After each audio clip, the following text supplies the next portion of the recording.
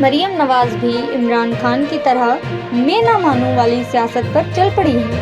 کیا ان کی ضد اتحادی حکومت کو تباہی کے دہانے پر لے جا سکتی ہے؟ ہوا کچھ یوں کہ اسلام آباد میں اتحادی جماعتوں کی خفیہ میٹنگ میں طے پایا تھا کہ کوئی ایک دوسرے کے خلاف بیان بازی نہیں کرے گا، لیکن صرف چند دن بعد مریم نواز نے وہ معاہدہ توڑ دیا۔ انہوں نے دو ٹوک کہا کہ میں عزت نفس پر سودے بازی نہیں کروں گی اور نہ ہی میں کبھی معافی مانگوں گی۔ بات یہاں تک نہیں رکتی، انہوں نے یہ بھی کہا کہ سیلاب آیا تو ہمیں کہا گیا تھا کہ بھیک کیوں نہیں مانگتے، لیکن میں کشکول نہیں اٹھاؤں گی۔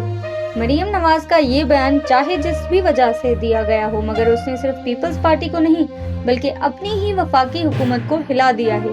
عمران خان کے بارے میں جو مشہور تھا، مریم نواز بھی وہی کرنے لگی ہیں۔ کہا جاتا ہے کہ یہ رویہ بالکل عمران خان کا تھا، ہر بات کو انا کا مسئلہ بنانا، معاہدے نہ ماننا اور ہر تقریر میں تکرار کرنا۔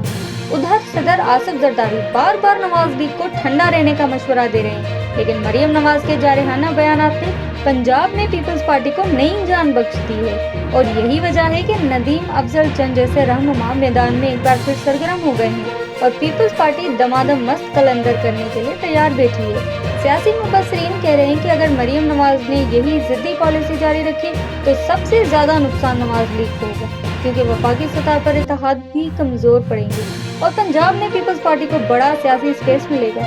کیا مریم نواز اپنی سیاست کو عمران خان کی طرح انا کی سیاست میں بدل رہی ہے؟ کیا یہ رویہ اتحادی حکومت کو توڑ دے گا، یا پھر یہ ان کے لیے وزیر اعظم ہاؤس کا راستہ ہموار کرے گا؟ فیصلہ تو آنے والے دنوں میں ہوگا، لیکن ایک بات طے ہے، سیاست کا اگلا راؤنڈ مزید خطرناک اور سنسنی خیز ہونے والا ہے۔